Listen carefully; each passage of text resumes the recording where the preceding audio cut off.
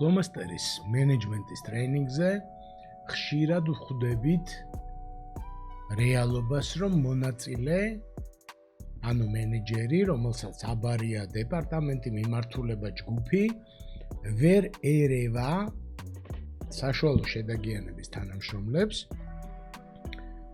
და საბოლოო ჯამში ვარსკვლავებზე აგებს მთელ გეგმას, საუკეთესო თანამშრომლებს გადატვირთავს და საბოლოო ჯამში ხანდახან კარგავს ამ საუკეთესო თანამშრომლებს და ეს ძალიან მნიშვნელოვანი საკითხია და ეს არ არის ან ქართული პრობლემა, ან რომელიმე დარგის პრობლემა. მოკლედ მოვყვეთ იმის შესახებ, ესე გვყავს კომპანია, რომელიც ძალიან სწრაფად გაიზარდა ფაქტიურად. ძალიან წარმატებულია, სტარტაპია, მაგრამ ისეთ მასშტაბზეა გასული, ანუ რამდენიმე წელია რაც არსებობს, მაგრამ უკვე ძალიან მასშტაბური შედეგები აქვს და ჯგუფი, ასე ვთქვათ, რომელიც ემსახურება არსებულ დამკვეთებს, ანუ რაღაცა customer service-ი რო წარმოვიდგინოთ, ესეთი ჯგუფის ხელმძღვანელს ყავდა 3 ადამიანი თავიდან, დღეს უკვე რაღაც 20-ზე მეტი ადამიანი და ამ 20-ზე მეტი ადამიანის მიმართ არის ძალიან მაღალი მოთხოვნები, იმიტომ რომ კომპანია სწრაფად ვითარდება, დამკვეთების რაოდენობა სწრაფად იზრდება, ამ დამკვეთებს ყველანაირი აქვთ მოთხოვნები, მოლოდინებიც მაღალი აქვთ, იმიტომ რომ კომპანია ძალიან მაღალი სტანდარტით მუშაობს და მოკლედ სერიოზულ კრიზისში მოხვდა, აი თითქოს ყველაფერი კარგად ხდება, კომპანია იზრდება, წარმატებას აღწევს და ეს ჯგუფი, customer service-ის ჯგუფი მოხვდა სერიოზულ კრიზისში და რატომ მოხდა ახლა რომ გავაანალიზოთ ეს რეალობა აუცილებლად უნდა გავიხსენოთ რომ ნებისმიერ ჯგუფში 3 კაცია თუ 23 კაცია არის სამნაირი თანამშრომელი, 3 სახის თანამშრომელი. ერთს ვეძახით ვარსკვლავს მენეჯმენტის ტრეინინგის ტერმინებში, ვარსკვლავი არის ადამიანი, რომელიც არის თვითმოტივირებული, საქმე უყვარს, მაღალი პასუხისმგებლობის არის, სწორი ადამიანია და რა თქმა უნდა ეშლება, ყველას გვეშლება რაღაცა, მაგრამ რაც ეშლება ასწორებს, მოკლედ საიმედო თანამშრომელი. აი რომელზეც იტყვი რომ არ ვიცი შემდეგ თვეში რა იქნება, მაგრამ აი ამ ადამიანის იმედი მაქვს, ხო? ეს არის ჩვენი ვარსკვლავები. ეს ვარსკვლავები ჩვენ ვამბობთ რომ სტატისტიკურად 25% რო ყავდეს ესე იგი ვარსკვლავები, ეს არის ზღაპრული რეალობა. ანუ ყველა ვარსკვლავი ვერ იქნება, რა თქმა უნდა, უმეტესობა თქვენი თანამშრომლების მიეკუთვნება მეორე სახეობას და ეს მეორე სახეობას ზოგადად ფართედ ვეძახით საშუალო შედეგიანობის ხალხი. ანუ თლად ბოლომდე კმაყოფილი არა ვარ, მინდა რომ მოუმატოს რაღაცეებს, სწორად აკეთებს, რაღაცეებს არასწორად აკეთებს, რაღაცაში მომყვება, რაღაცაში არ მომყვება და მესამე კატეგორია ყველაზე მცირე რიცხოვანი, მაგრამ ძალიან მნიშვნელოვანი არის ის ხალხი, ვინც არ პროგრესირებს და არ შეეფერება, ასე ვთქვათ, ამოცანას, ჩვენ ამათ ვეძახით გასაშვებს. გასაშვები ახლა დღესვე გასაშვებს არ ნიშნავს, მაგრამ გასაშვები ნიშნავს, რომ მაქსიმალურად უნდა ზეწოლა მოვახდინოთ ამ ადამიანებზე, რომ ან მოუმატონ და გახდნენ, გადავიდნენ საშუალო შედეგიანობის კატეგორიაში და ან დაგვანებონ თავი, ხო? ეხლა, როდესაც საქმე იმატებს, სტანდარტულად, რა თქმა უნდა, მე თუ 20 კაციანი განყოფილება მაქვს, 20 კაცმა უნდა გაინაწილოს ეს საქმე, რა თქმა უნდა, ხო? ეხლა, რა თქმა უნდა, 20 კაცის მიერ საქმის განაწილება არ ნიშნავს, რომ ყველას შეხვდება ერთი მე-20-ები. ვიღაცა უფრო ჩქარია, ვიღაცა უფრო გამოცდილია, ვიღაცა სისტემებს უკეთფლობს და ასე შემდეგ, ენებს უკეთფლობს და ასე შემდეგ.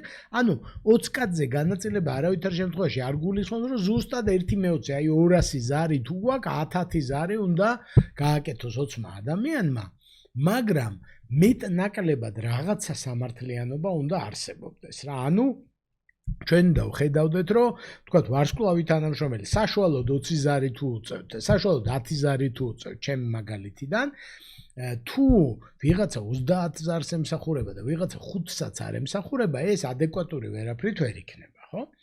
ეხლა, როდესაც სწრაფი ზრდის პერიოდი გვაქვს და ერთბაშად ნახტომისებურად გაიზარდა ზარები, იმიტომ რომ კომპანიამ მაგარი შეთავაზება გააკეთა, ან ჩააბარა რაღაცა ობიექტები და ბევრი დამკვეთი ყავს ახალი და ასე შემდეგ, ნახტომისებურად იზრდება დატვირთვა და შენ როგორც მენეჯერი პირველი ხვდები შარში, იმიტომ რომ ტოპ მენეჯმენტი დაგიძახებს და გეტყვის რომ აბა შენიცი, შენი იმედი გვაქვს, ხო.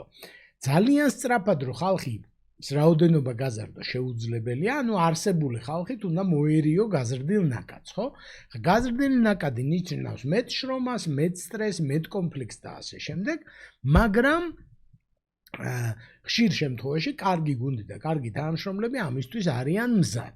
ოღონდ აი შეხედეთ რა ხდება და ჩვენ სულ ვაწყდებით მენეჯმენტის ტრეინინგზე ამ რეალობას, რომ მოდის მენეჯერი, ესე იგი ტოპ მენეჯმენტთან შეხვედრიდან დაბრუნდა ჩვენი ლალი, რომელიც არის ამ 20 კაციანი, 23 კაციანი call center-ის ხელმძღვანელი, call center-ი არ არის, customer service-ი უფრო ესე ვთქვათ და ხალხს ყველას კი არ 23 კაც კი არ ეუბნება რომ უნდა მოუმატოთ. ეძახის 5-6 ვარსკვლავს და იმათ ემატება რომ ეხლა თქვენ მოკლედ ღამის თევა მოგვიწევს, ეს მოგვიწევს, ის მოგვიწევს, თქვენი იმედი მაქვს და ასე შემდეგ, ხო? ვარსკვლავებისგან მეტის მოთხოვნა, ანუ ის რომ მეტი მოეთხოვება, ასე ვთქვათ, უფრო ნიჭიერ და მცოდნე და სტაჟიან თანამშრომელს ამაში გასაკვირი არაფერი არ არის, არც ვარსკვლავს არ უკვირს და არა.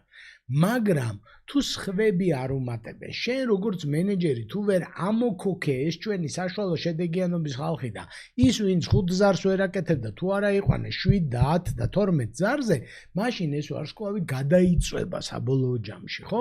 ხო და ძალიან ხშირი რეალობაა და ძალიან მასშტაბური კვლევა იყო, რომელმაც დაადგინა ბევრი კომპანიის, ბევრი თანამშრომელი მონაწილეობდა ათასობით, 36,000 თუ სწორად მახსოვს და ვარსკვლავები, რომლებიც წავიდნენ სამსახურიდან პირველ ადგილზე, მიზეზად, წასვლის მიზეზად იყო, რომ 2 კაცის საქმეს ვაკეთებდი, დაიძაბა ამოცანა 3 კაცის მომთხოვეს და კიდე მივიღე შენიშვნა 3 კაცის გეგმა რო ვერ შევასრულე, როდესაც ის საშუალო შედეგიანობის ადამიანს ფეხი ფეხზე ქონდა გადადებული და 6 საათზე სახში მიდიოდა, ხო?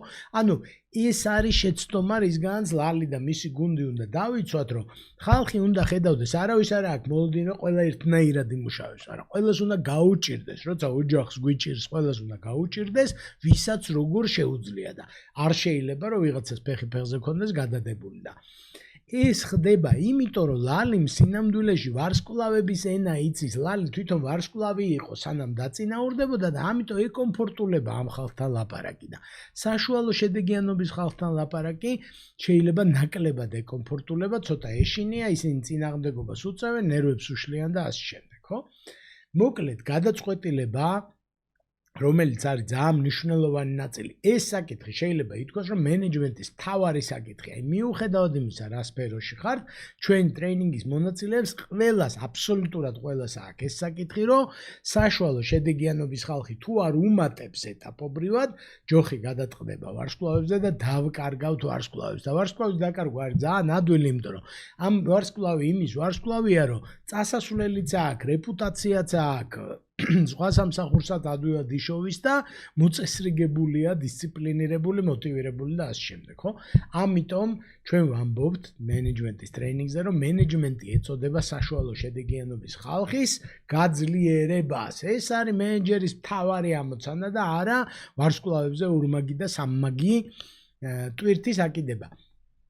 ვარსკვლავები როცა კრიზისი გვექნება, თვითონაც აიკიდებენ ამ დამატებით ტვირთს, ოღონდ უნდა ხედავდნენ, რომ სამართალი არსებობს და ის არიღებს შენიშვნებს, როდესაც ვიღაცას ფეხი ფეხზე აქვს გადადებული, ხო?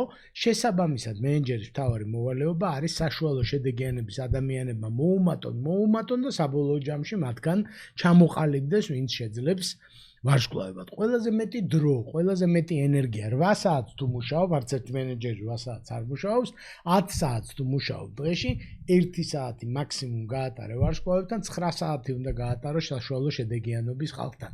იქ არის მთავარი რეზერვები, იქ არის მთავარი პოტენციალი განვითარების, ხო?